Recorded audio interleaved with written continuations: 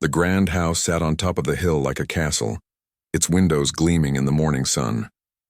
Inside those walls, Sophia worked from sunrise to sunset, cleaning floors that were already spotless and dusting furniture worth more than her yearly pay. Sophia had been working at the Whittington house for 3 years now. Mr. Edward Whittington wasn't a cruel boss, but he ran his home with strict rules and high standards. A self-made man who built a tech company from nothing. He expected nothing less than perfection from everyone around him. But it wasn't Mr. Whittington who captured Sophia's heart. It was his 12-year-old son. Thomas had been blind since birth. He moved through the massive house with careful steps, one hand always slightly extended, though he knew the layout by heart. His father had hired the best teachers money could buy, filling the boy's schedule with lessons on history, math, science, and everything else a proper education required. But Sophia noticed something the expensive tutors and even Mr. Whittington himself seemed to miss. Thomas was lonely. One rainy afternoon, as Sophia polished the silver in the dining room, she heard something that made her pause. Soft, hesitant notes from the grand piano in the music room down the hall. The sound wasn't skillful or practiced, just random keys being pressed, searching for something. Sophia set down her polishing cloth and followed the sound. She found Thomas sitting at the piano bench, his fingers moving cautiously over the keys. "Hello?" Thomas said, turning his head slightly at the sound of her footsteps. "Is someone there?" "It's just me, Thomas, Sophia." She stayed by the door, knowing she should return to her work. Mr. Whittington was very clear that the staff shouldn't disturb Thomas during his free time between lessons. "Oh, hi, Sophia." Thomas smiled in her general direction. His eyes, a pale blue, didn't focus on her, but his smile was warm. I was trying to play something." Sophia stepped into the room, drawn by the longing in his voice. "Do you like music?" "I love it," Thomas said, his face lighting up. "I listen to the classical station when Dad's not home. He thinks I should focus on my studies first." His fingers pressed a few more keys, creating a jumble of notes. "I can hear the music in my head, but I can't make my fingers play what I hear." Sophia glanced at the clock. Mr. Whittington wouldn't be home for hours, and Thomas's next tutor wasn't due until 4. Before she could stop herself, she walked over to the piano. "I could show you a few things," she said quietly. "If you want. You play?" Thomas's eyebrows rose in surprise. Sophia sat beside him on the bench, feeling the smooth wood beneath her worn uniform. "I used to, back in Argentina before I came here." Her mind drifted back to her childhood home, where a much smaller, much older piano had stood in the corner of their living room. Her mother had taught piano lessons to neighborhood children to help make ends meet, and Sophia had soaked up every lesson like a sponge. By the time she was 16, she was playing Chopin and Beethoven, dreaming of music school and concert halls. Then her father got sick, and the medical bills piled up. The piano was sold. Her dreams of music school vanished. After her father passed, Sophia came to America looking for work, sending most of her paycheck back home to her mother and younger siblings. "Would you really teach me?" Thomas asked, pulling her back to the present.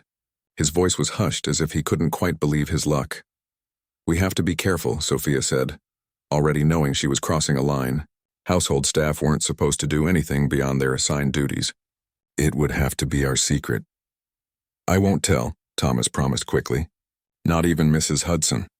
Mrs. Hudson was his nanny, a stern woman who reported everything to Mr. Whittington. Sophia placed her hands on the keys, feeling a rush of emotion as her fingers found their home after so many years away. She played a simple C major scale, the notes rising and falling like water. "That's beautiful," Thomas whispered. "It's just a scale," Sophia laughed. "The building blocks of music. Here, give me your hands." She gently took his small hands in hers and positioned his fingers on the keys. "These are the white keys, and these smaller ones are the black keys." She guided his fingers over them, letting him feel the difference. "The white keys are the natural notes, C, D, E, F, G, A, and B. The black keys are the sharps and flats." Thomas absorbed every word, his face tight with concentration as he felt each key. When Sophia guided his fingers through a simple C major scale, he beamed with pride. "I'm playing real music," he said. "Yes, you are," Sophia replied, her heart warming at his excitement. "And you have a good touch. Gentle but sure." They spent the next 40 minutes at the piano with Sophia showing Thomas how to position his hands properly and how to play a simple melody with his right hand. He was a quick learner, his heightened sense of hearing giving him an advantage many beginning students lacked. When the grandfather clock in the hall chimed 3, Sophia reluctantly stood up. I should get back to work before Mrs. Parker wonders where I am. Mrs. Parker was the housekeeper, technically Sophia's boss, though everyone knew Mr. Whittington was the real authority in the house. When can we do this again? Thomas asked, his hands still resting on the keys as if he couldn't bear to part with them. Sophia thought quickly. Tomorrow, same time. Your father won't be home until 6 and your history tutor comes at 4. Thomas nodded eagerly. I'll practice tonight when everyone's asleep. Not on the piano, I know the sound carries, but I can practice fingering on my desk. Sophia smiled at his enthusiasm. That's good. And Thomas, remember. Our secret, he finished. I know. As Sophia returned to her cleaning duties, guilt and excitement battled within her. She knew what she was doing could cost her job. Mr. Whittington was very particular about Thomas's education and schedule. Every minute of the boy's day was planned by professionals who specialized in teaching visually impaired children.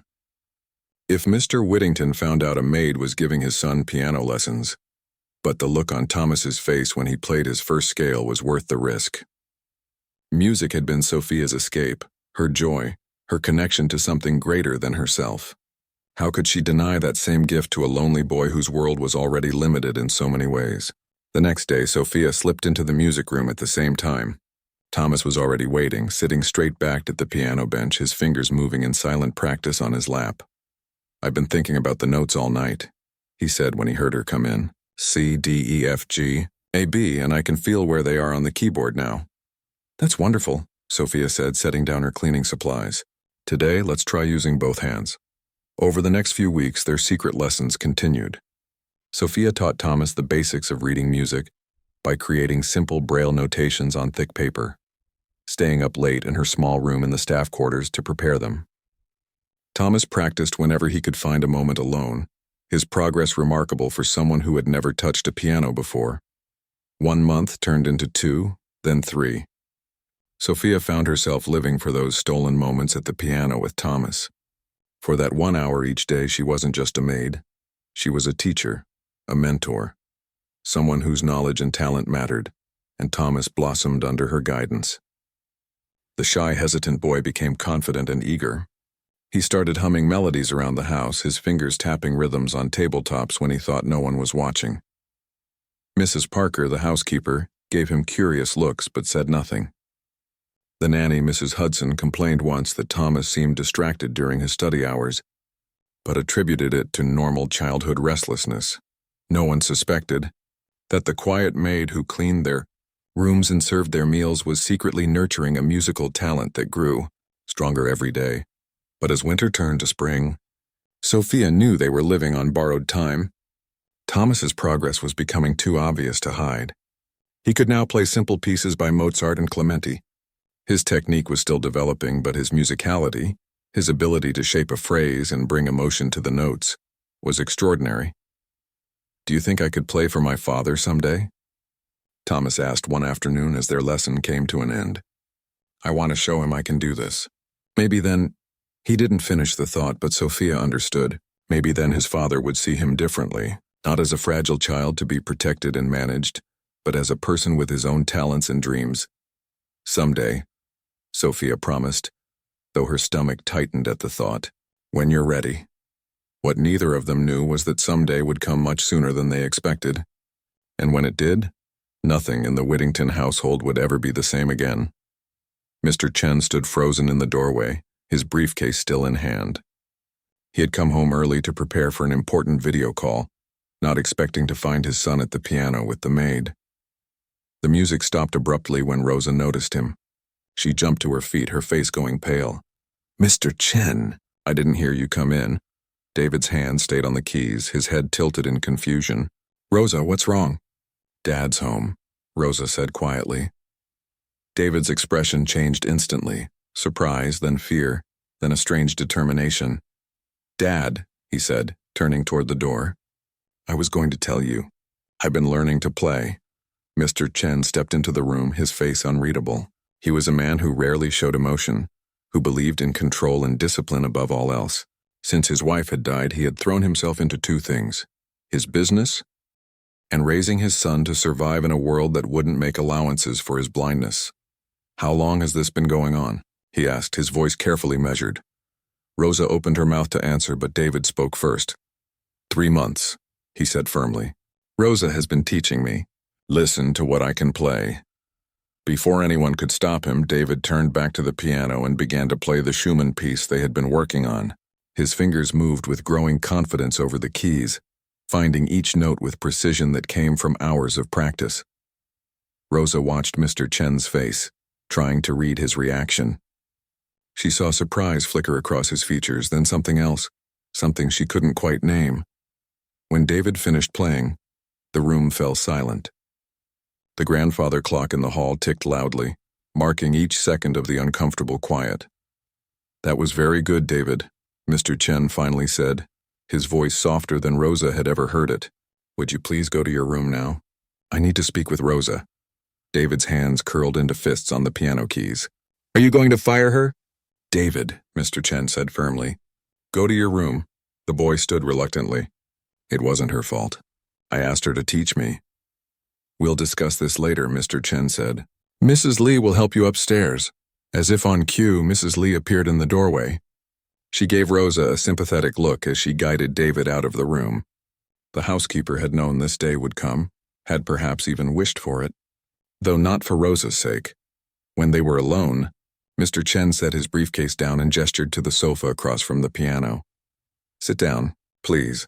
Rosa sat, her hands folded tightly in her lap. In 3 years of working for the Chen family, she had never been alone with Mr. Chen like this. He was always rushing off to meetings or locked in his home office on calls.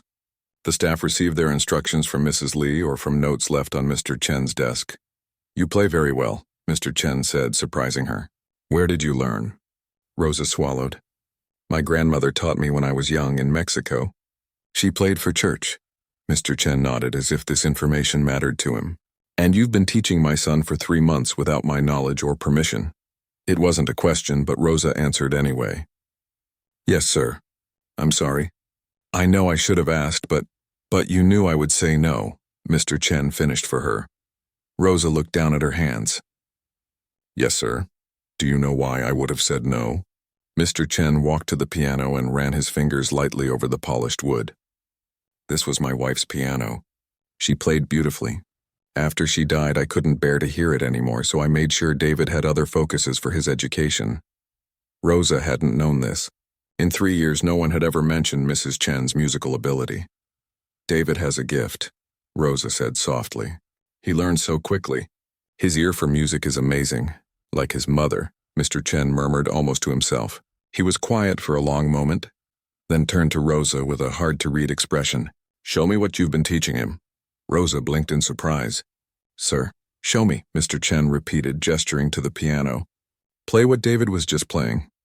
Hesitantly, Rosa moved to the piano bench and sat down. She placed her hands on the keys, took a deep breath, and began to play the Schumann piece. She played it as it was written, not the simplified version she had created for David. When she finished, Mr. Chen was watching her with that same strange expression. "And you taught this to my son?" "A simpler version," Rosa explained.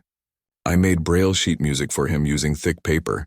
I stay up at night to prepare his lessons." "You stay up at night," Mr. Chen repeated slowly. "After working all day cleaning this house, you stay up making Braille music sheets for my son."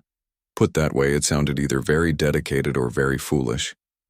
Rosa wasn't sure which Mr. Chen thought it was. "I love music," she said simply. "And David? He deserves to have something that's just for him, something that makes him happy." Mr. Chen turned away, looking out the window at the carefully tended garden beyond.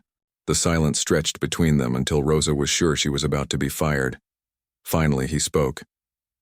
"My son has 5 tutors: math, science, literature, history, and physical coordination. Each one has advanced degrees in their field and specializes in teaching. The visually impaired," he turned back to Rosa, "none of them has made him as happy as you have." Rosa didn't know what to say to that. "I saw him playing just now," Mr. Chen continued. "He was alive in a way I haven't seen since before his mother died. He paused, seeming to come to a decision. You will continue to teach him. Rosa's eyes widened. Sir, 3 days a week, 1 hour each day? I'll adjust his schedule with the other tutors. Mr. Chen's businesslike tone had returned. You'll be paid extra for this, of course. I don't need extra pay, Rosa said quickly. I'm happy to. You'll be paid, Mr. Chen said firmly. If you're my son's piano teacher, you'll be paid as his piano teacher. Rosa nodded, still stunned by this unexpected turn. Thank you, sir. Mr. Chen picked up his briefcase. I have a call in 10 minutes. We'll discuss the details tomorrow morning. For now, you may return to your regular duties. He turned to leave, then paused at the door. Rosa? Yes, sir? My wife would have liked you very much. With that, he was gone. Rosa sat at the piano for several minutes, trying to process what had happened. Instead of being fired, she had been promoted. David's piano teacher. It seemed impossible. A soft knock at the door pulled her from her thoughts. It was Mrs. Lee, looking somewhat embarrassed. I thought you should know, the housekeeper said. I didn't tell Mr. Chen about the lessons. He truly did come home early by chance. Rosa nodded. Thank you for telling me. Mrs. Lee hesitated, then added, I've worked for this family for 20 years. I've never seen Mr. Chen change his mind about anything concerning David's education. She gave Rosa a small smile. You must be a very good teacher. After Mrs. Lee left, Rosa went upstairs to tell David the news. She found him sitting on the edge of his bed, his face tense with worry. Rosa? He said when he heard her footsteps. Did my dad fire you? No, Rosa said, sitting beside him. Actually, he's asked me to keep teaching you. Officially this time. David's face broke into a huge smile. Really? You're going to be my real piano teacher? 3 days a week, Rosa confirmed. With your father's blessing. David threw his arms around her in a rare display of physical affection. I knew he would understand once he heard me play. Rosa hugged him back, but a small worry nagged at her. Things that seemed too good to be true often were, in her experience. Mr. Chen had changed his mind very suddenly, very completely. She wondered what would happen when the novelty wore off, when he fully realized what music might mean for his son's future. Over the next few weeks, Rosa's role in the Chen household shifted. She still had her regular cleaning duties, but 3 afternoons a week, she was officially David's piano teacher. Mr. Chen had a proper Braille music printer delivered to the house, along with books on teaching music to visually impaired students. He even had the piano tuned, something that hadn't been done since before his wife's death. David flourished under the new arrangement. Without the need for secrecy, his progress accelerated. He practiced for hours each day, sometimes until his fingers cramped and Rosa had to make him stop. You need to rest your hands, she told him after a particularly long session. Even great pianists take breaks. I want to be ready, David said, flexing his tired fingers. Ready for what? David hesitated, then said, Dad mentioned a recital. For his business friends. In the fall? Rosa tried to hide her surprise. A recital? That was months away, but still. It was a huge step from private lessons to performing for an audience. Did he ask if you wanted to do this? Rosa asked carefully. He said it would be good for me to have a goal to work toward, David replied. And I do want to play for people. I want to show them what I can do. Rosa nodded, forgetting for a moment that David couldn't see the gesture. Then we'll work toward that, but still with breaks and rest. As she walked back to the staff quarters that evening, Rosa passed Mr. Chen's office. The door was ajar and she could hear him on the phone. Yes, a full recital, he was saying. My son will be the main performer. Yes, he's blind. No, this isn't a charity event, Charles. This is a showcase of exceptional talent. Rosa hurried past, not wanting to be caught eavesdropping, but she had heard enough to make her both proud and uneasy. Mr. Chen was planning something bigger than a simple recital for friends. Much bigger. And Rosa wasn't sure if it was for David's benefit or his father's. Summer turned to fall, and the date of David's recital grew closer. What had started as a small performance for Mr. Chen's business friends had grown into something much bigger. The event was now scheduled to take place at the Grand Theater downtown. With over 200 people invited, Rosa watched with growing concern as Mr. Chen transformed his son's piano, playing from a joy into a mission. New practice hours were added to David's schedule. The boy now spent 3 hours each day at the piano, on top of his regular studies. "He's pushing too hard," Rosa said to Mrs. Lee one evening as they prepared dinner in the kitchen. "David's hands were cramping yesterday. He needs more rest." Mrs. Lee glanced toward the door to make sure they were alone. "Mr. Chen gets intense about things. It was the same when his wife was alive. He managed her concert schedule, her recordings. He pushed her career forward when she might have been content to simply play. David is 12, Rosa said. He's not ready for this kind of pressure. Have you told Mr. Chen that?" Rosa shook her head. Despite her new position as David's piano teacher, she still felt the gap between herself and her employer. She was still the maid who had been given an unexpected opportunity. She didn't want to seem ungrateful or difficult, but as the weeks passed, she couldn't ignore what was happening. David, once so excited about the piano, now sometimes approached his lessons with dread in his face. The joy was being squeezed out of him by his father's expectations. One Tuesday afternoon, during their regular lesson time, David missed a passage in a Bach piece for the third time in a row. Frustrated, he slammed his hands down on the keys. "I can't do it," he shouted. "It's too hard." Rosa placed her hand gently on his shoulder. "Maybe we should take a break." "Dad wants me to have this piece perfect by Friday," David said, his voice tight with anxiety. "He's bringing some important music person to hear me play." "What music person?" Rosa asked. This was the first she'd heard of such a visit. "I don't know. Someone from a music school, I think." David's fingers moved restlessly over the keys without pressing them down.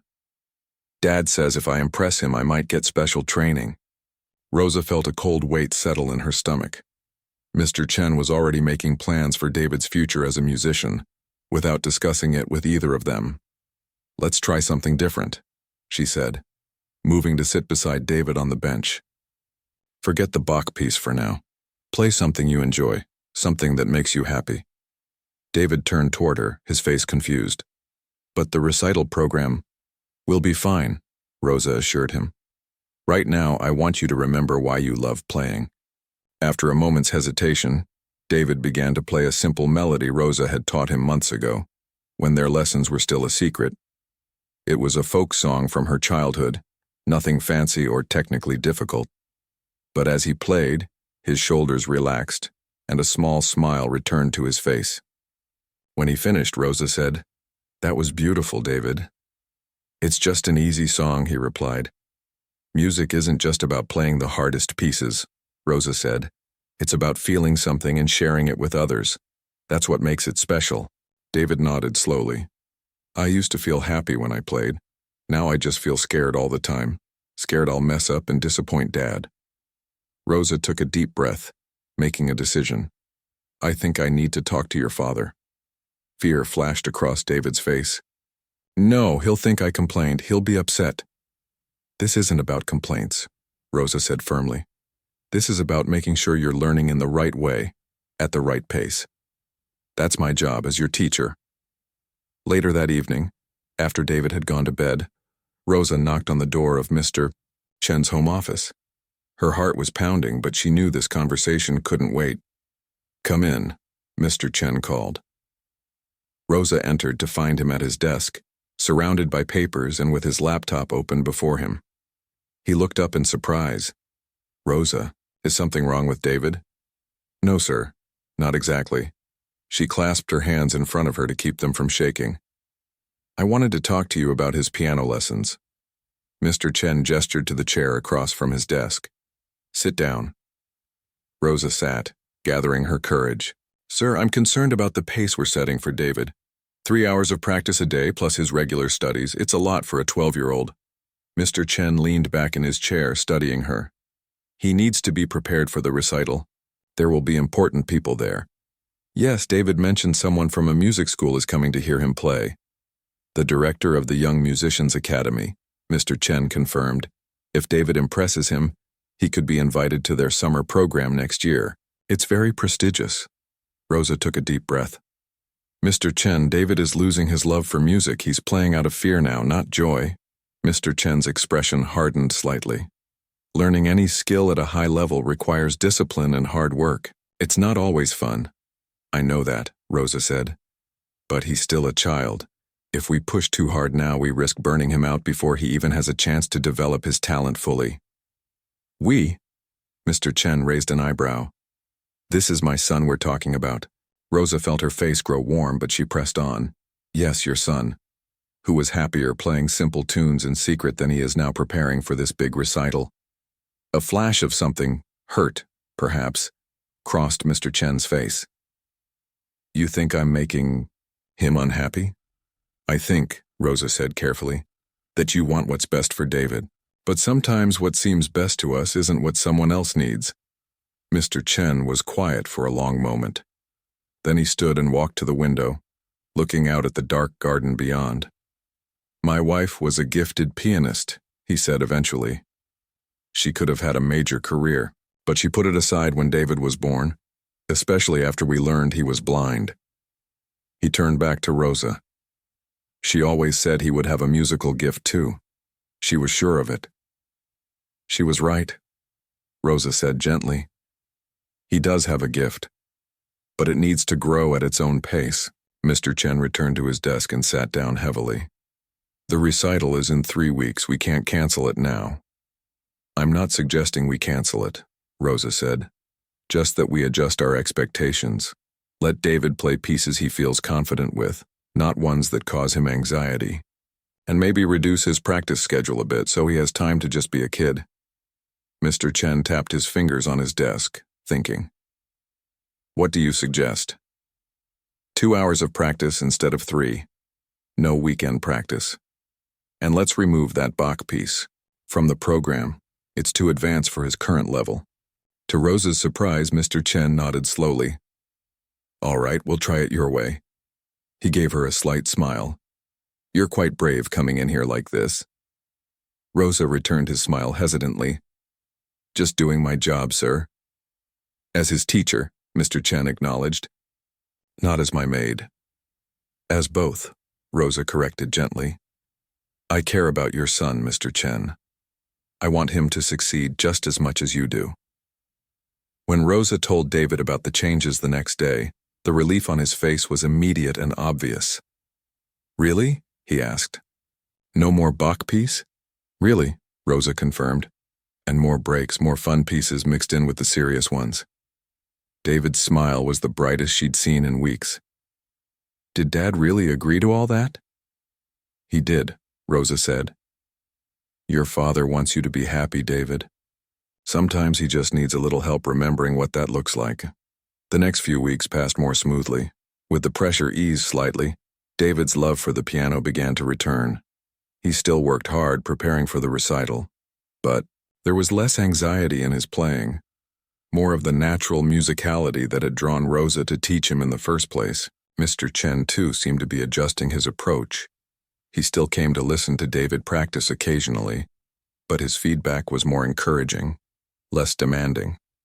Once, Rosa even caught him sitting beside David on the piano bench, listening as his son played a simple duet with her, his face soft with an emotion Rosa couldn't quite name. A week before the recital, an unexpected visitor arrived at the house. Rosa was helping David practice in the music room when Mrs. Lee appeared at the door. There's someone here to see you both, the housekeeper announced. A moment later, an older man with silver hair and kind eyes entered the room, followed by Mr. Chen. David, Rosa, this is Dr. Wilson, Mr. Chen said, from the Young Musicians Academy. Rosa felt David stiffen beside her on the bench. This was the important music person he had mentioned, the one Mr. Chen hoped to impress. I hope you don't mind my dropping by early, Doctor, Wilson said in a warm voice. I was in the neighborhood and Thomas, Mr. Chen, kindly invited me to hear a preview of next week's performance. David's hands trembled slightly on the keys. Rosa placed her hand reassuringly on his arm. We're honored to have you visit, Dr. Wilson, she said. David has been working very hard. So I understand, Dr. Wilson said, smiling. Well, don't mind me. Please, carry on with your lesson as if I weren't here. Rosa glanced at Mr. Chen, who gave her an encouraging nod. Taking a deep breath, she turned back to David. Let's start with the Mozart piece, she suggested. The one you played so beautifully yesterday." David nodded, took a moment to center himself, then began to play. Despite his initial nervousness, the music flowed from his fingers with a clarity and emotion that filled the room. Rosa watched Dr. Wilson's face as he listened, noting how his eyes widened slightly, how he leaned forward in his chair. When David finished, there was a moment of silence before Dr. Wilson spoke. "That was extraordinary," he said quietly. "Truly extraordinary." David's face lit up with a tentative smile. "Really? Really," Dr. Wilson confirmed. "You have a remarkable gift, young man. And," he added, glancing at Rosa, "a remarkable teacher." As they continued with the lesson, Rosa caught Mr. Chen watching, his son with an expression of pure pride. Not the proud achievement of his own ambitions, but genuine appreciation for who David was and what he could do. And in that moment, Rosa knew that whatever happened at the recital the following week, something important had already been accomplished. Something that had little to do with music schools or prestigious programs, and everything to do with a father and son finding their way back to each other. The night of the recital arrived faster than any of them expected. The Grand Theater downtown was an impressive building with tall columns out front and a huge chandelier hanging in the lobby. Rosa had never been inside such a fancy place before. She stood backstage with David, helping him get ready. He wore a new black suit that Mr. Chen had bought specially for the occasion. His face was pale, and his hands trembled slightly as Rosa helped him straighten his tie. "I'm scared," he whispered, low enough that only she could hear. "That's normal," Rosa assured him. "Even the greatest musicians get nervous before they play." "What if I mess up? There are so many people out there." Rosa could hear the crowd gathering in the theater. Mr. Chen had invited not just his business friends, but also important people from the city's music world. Dr. Wilson was there, along with several other teachers from the Young Musicians Academy. There were even a few newspaper reporters thanks to Mr. Chen's connections. "Listen to me," Rosa said, taking David's hands in hers. "Forget about all those people. When you sit down at that piano, it's just you and the music. Nothing else matters." David took a deep breath and nodded. "Just me and the music." Mr. Chen appeared then, looking handsome in his own black suit. 5 minutes, he told them. He looked at his son and his expression softened. "You'll be wonderful, David." "Thanks, Dad," David said, his voice small but steady. Mr. Chen hesitated, then added, "Your mother would be so proud of you tonight." After he walked away, David turned toward Rosa. "He never talks about Mom," he said quietly. "Almost never." Rosa squeezed his hand. "Tonight is special in many ways." A few minutes later, it was time. Mr. Chen went on stage first to welcome everyone and introduce his son. Rosa listened from the wings as he spoke about David's journey with music, how he had discovered his son's hidden talent, and how proud he was of what David had accomplished in such a short time. What Mr. Chen didn't mention was Rosa's role in all of this, how she had been the one to first teach David, to nurture his gift when no one else knew it existed. But Rosa didn't mind. Tonight wasn't about her. It was about David. "And now," Mr. Chen concluded, "it is my great honor to present my son, David Chen." Rosa guided David to the center of the stage, where a beautiful grand piano waited. She helped him find the bench, made sure he was positioned correctly, then whispered, "Remember, just you and the music." With that, she stepped back into the wings to watch. David sat perfectly still for a moment, his hands resting in his lap. The audience waited in silence. Then slowly he lifted his hands to the keys and began to play. The piece was Mozart's Sonata in C major, one of the first pieces Rosa had taught him. David played it beautifully, his fingers finding each note with confidence and precision. His face, which had been tight with nervousness backstage, now relaxed into an expression of pure concentration. Rosa found herself holding her breath as she watched. This was what she had seen in him from the beginning, not just technical skill, but a deep connection to the music itself. David wasn't just playing the notes. He was feeling them, breathing with them. When he finished the first piece, the audience burst into applause. David smiled in the direction of the sound, then began his second piece without waiting for the clapping to fully die down. This one was more challenging, a Chopin nocturne that they had worked on for weeks. Again, he played it beautifully, with a maturity that belied his 12 years. The program continued with David playing 4 more pieces of increasing difficulty. For the final selection, he played the folk song that Rosa had first taught him, the simple melody that had begun their journey together. He had insisted on including it in the program, despite Mr. Chen's initial doubts about ending with such a simple piece. But as the last notes of the folk song floated through the theater, Rosa knew it had been the right choice. There was something pure and honest about the way David played it, something that reached straight to the heart. When he finished, there was a moment of complete silence. Then the audience rose to their feet, applauding loudly. David stood, his face flushed with triumph, and bowed in the direction of the sound. Rosa hurried onto the stage to guide him off, but Mr. Chen got there first. To her surprise, and judging by David's expression, to his surprise as well, Mr. Chen wrapped his arms around his son in a tight hug right there on stage, in front of everyone. "I'm so proud of you," Mr. Chen said, loud enough for Rosa to hear. "So very proud." The reception afterward was held in the theater's elegant lobby. People crowded around David, congratulating him, asking him questions about his training and his future plans. Dr. Wilson from the Young Musicians Academy was particularly enthusiastic, telling Mr. Chen that they would definitely like David to audition for their summer program. Rosa hung back, watching from a distance. This wasn't her world, these well-dressed people with their expensive perfumes and jewelry. She was still wearing her best dress, the only nice one she owned, and felt out of place among the crowd. "There you are." She turned to find Mr. Chen beside her, 2 glasses of champagne in his hands. He offered one to her. "Oh, I don't," she began. "Please," he said.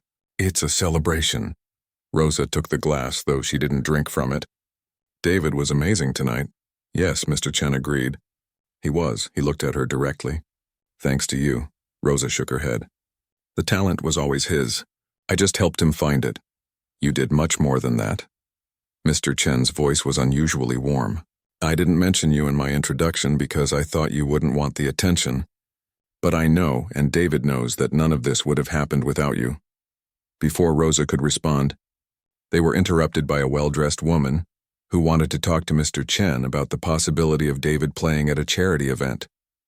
Soon after, more people joined them, and Rosa found herself unexpectedly included in the conversations.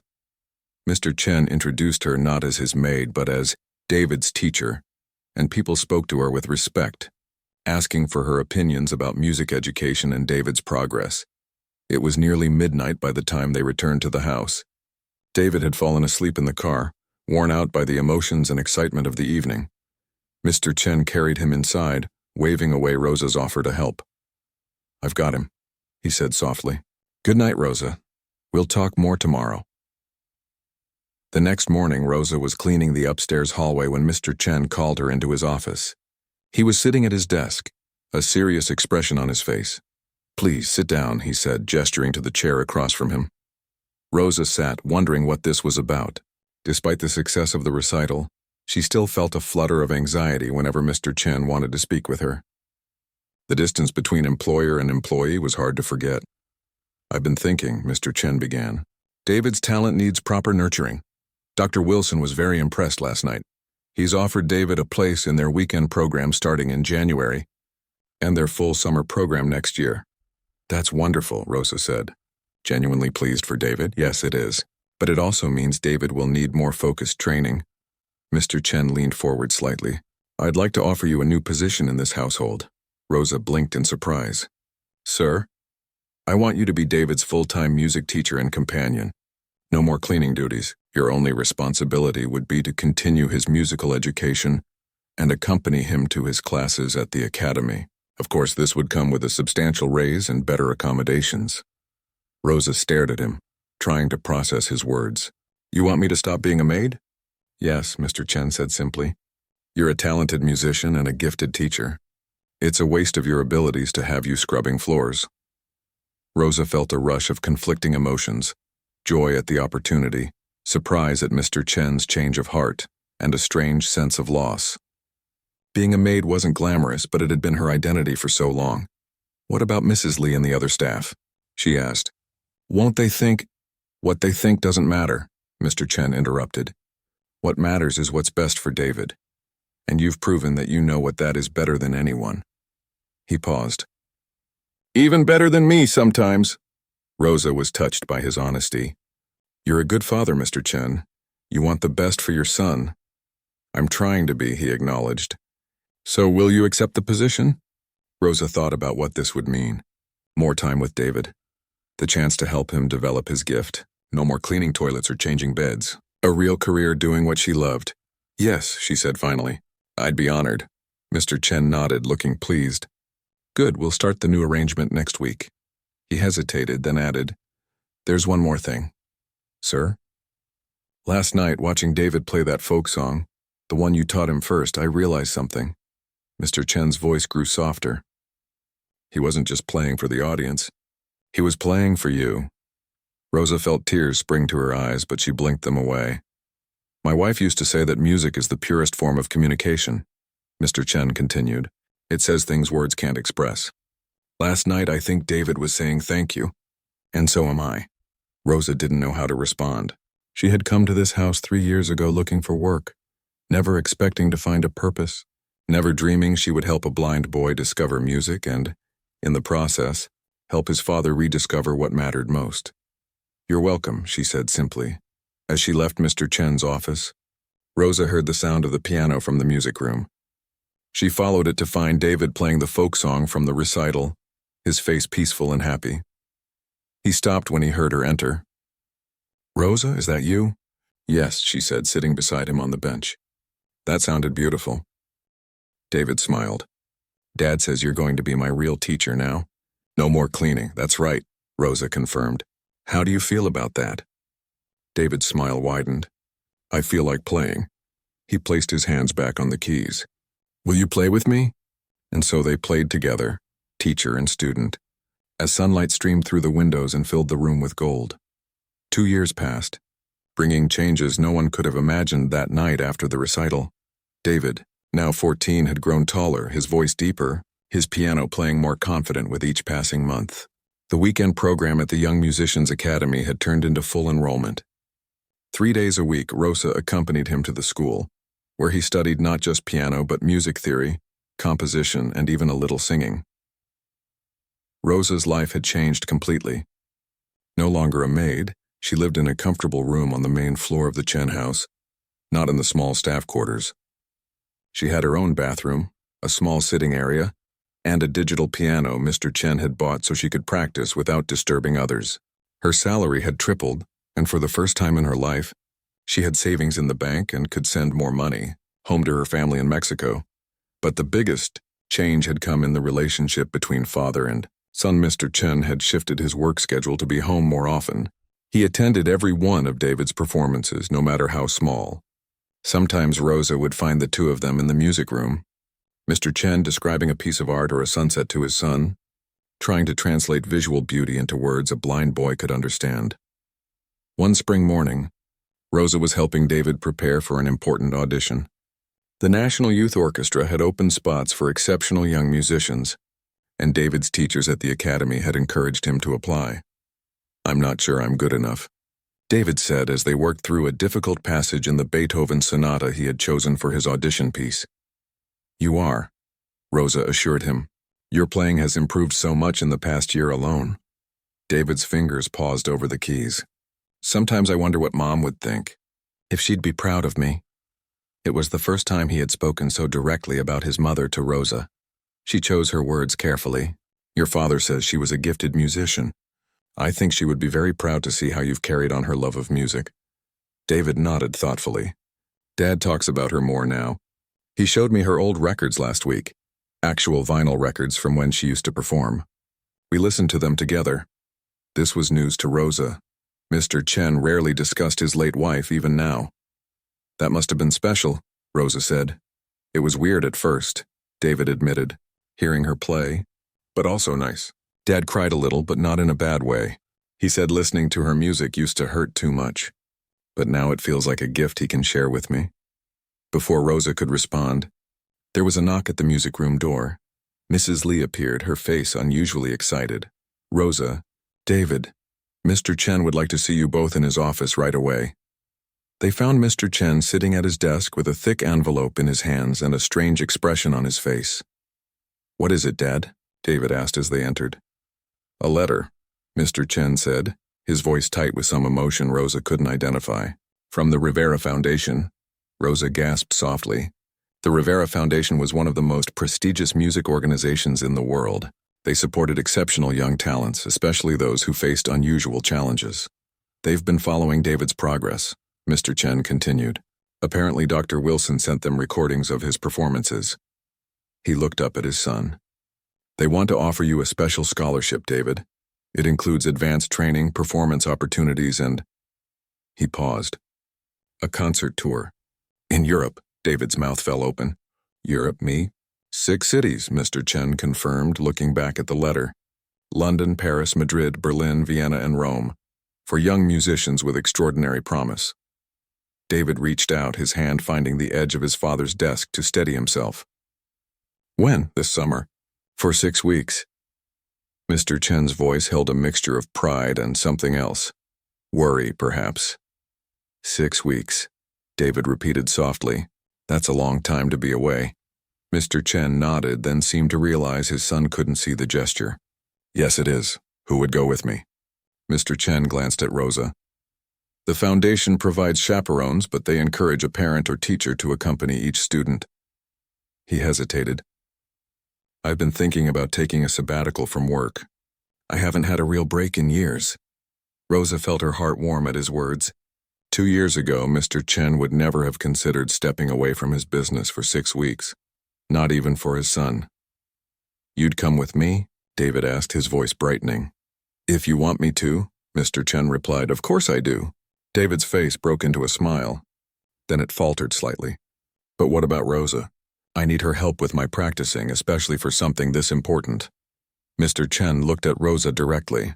"The letter specifically mentions that you would be welcome to join the tour as David's music coach. All expenses paid by the foundation." He smiled slightly.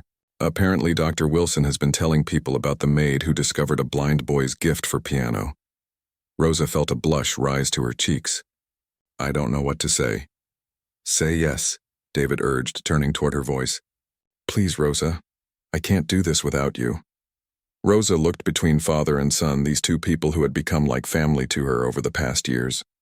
"Yes," she said simply. "Of course I'll come." The preparations for the tour consumed the next 3 months. David practiced harder than ever, working with his teachers at the academy to prepare a program of music that would showcase his talents. Mr. Chen arranged for his company to run without him, delegating responsibilities and setting up video conferencing for emergencies. And Rosa found herself facing an unexpected challenge: obtaining a passport. She had come to America on a work visa years ago, but had never had the means or opportunity to travel elsewhere. Now, with Mr. Chen's help navigating the paperwork, she would soon be visiting countries she had only dreamed about. "Have you ever been to Europe?" she asked Mr. Chen one evening as they sat in the kitchen, going over the tour schedule after David had gone to bed. He nodded. "Many times for business. Once with my wife for pleasure before David was born."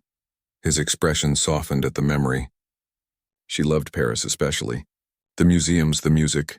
"David has her talent," Rosa said. "And her heart," Mr. Chen added.